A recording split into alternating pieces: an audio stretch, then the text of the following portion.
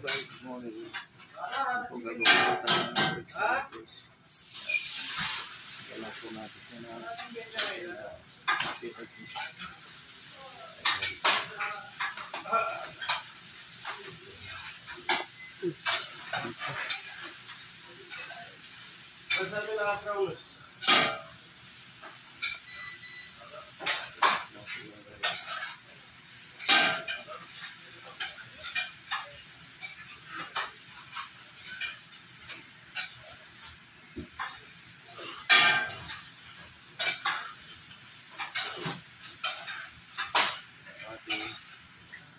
Guys, lalagyan lang po natin sa oregano leaves. Yan. Yan guys.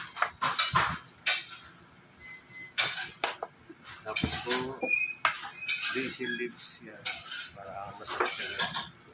Ang sauce po yan ay lemon juice lang, tsaka po black pepper, garlic, white pepper, yan guys. Kaya lang po isang konting seasoning. Kaya lang po kayo sauce guys. Lemon juice lang. Okay, so. Tapos lalagyan lang po natin siya ng konting olive oil. Yan.